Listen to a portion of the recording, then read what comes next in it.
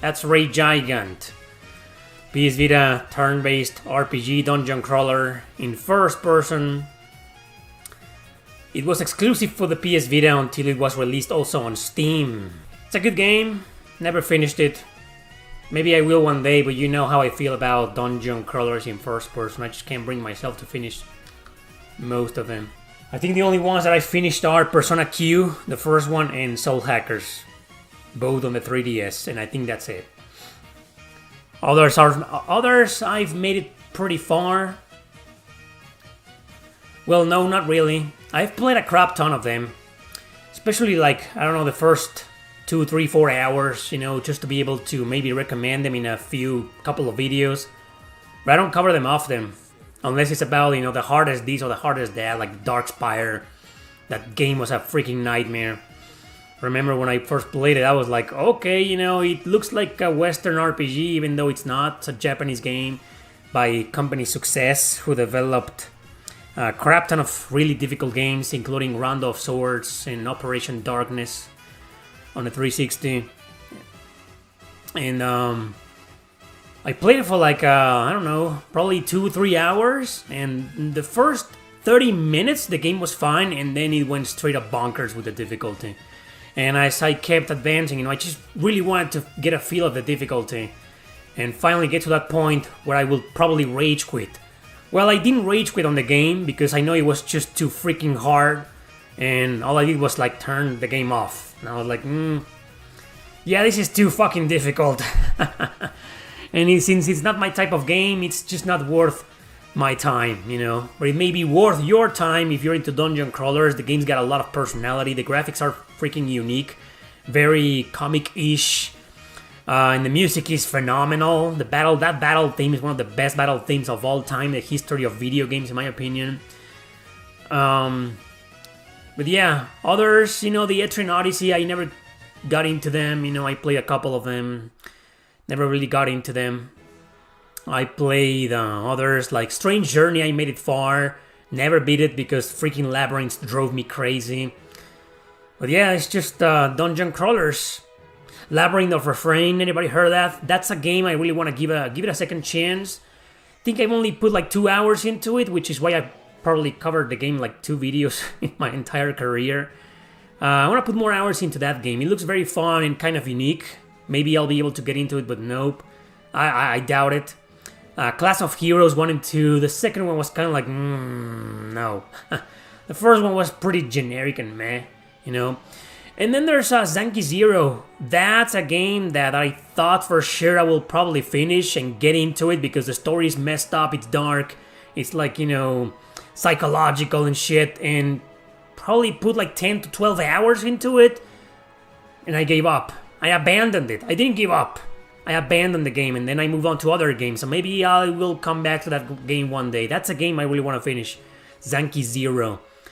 But it's just so hard for me, you know, dungeon crawlers in first person. Probably wondering at this point why I don't like them. What's my problem with dungeon crawlers in first person? First and foremost, I just don't feel comfortable playing on first person. Probably because all of those first person shooters from the PS1, PS2 era drove me nuts when it comes to paying attention to what was going on. They were stressful. I often got a headache. You know, I may have, I don't know, sensitive eyesight, probably. And I just get confused. I feel really uncomfortable playing anything on first person. And the second is that 9 out of 10 dungeon crawlers, actually 10 out of 10, no, 9 out of 10, there are exceptions. 9 out of 10 have random encounters. So the combination of something that naturally annoys me with another thing that also naturally annoys me, that mix, you know, is kind of like, it drives me mad. So I think that's the reason why I don't like them. And plus, there's a third reason.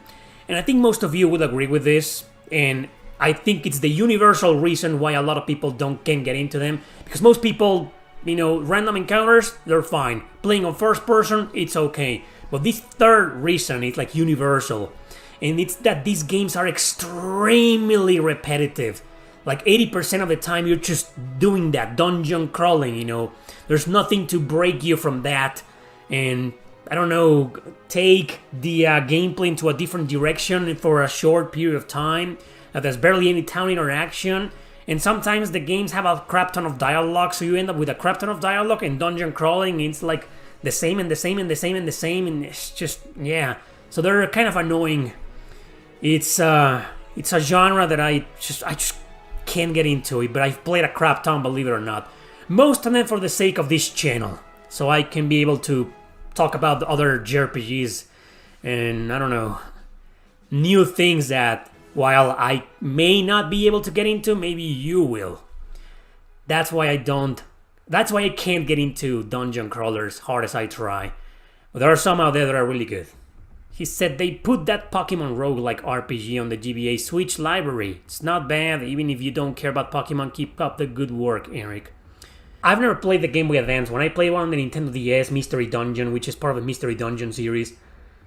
Same. Roguelike are another genre that for some reason I can't get into. The main reason why I can't get into roguelikes, and I don't think I've ever finished one, unlike dungeon crawlers, I finished a couple of them, Persona Q and Soul Hackers, but roguelikes, I don't think I ever finished a single one of them. I made it far in some of the Shit and the Wonder games, which are my favorites, but I just keep dying, messing up, and going back to the beginning. That's what kills them for me. They are also very repetitive, but for some reason I find them more entertaining and fun than the dungeon crawlers, even though they're just as repetitive. I don't know, I guess the randomness of every floor and finding different items and different monsters and leveling up as you go along, I find that pretty interesting and appealing and fun. But what kills every single roguelike for me, including the Pokemon games or even the Chocobo games, which are the easy ones, are the same reason why what kills them for most of you.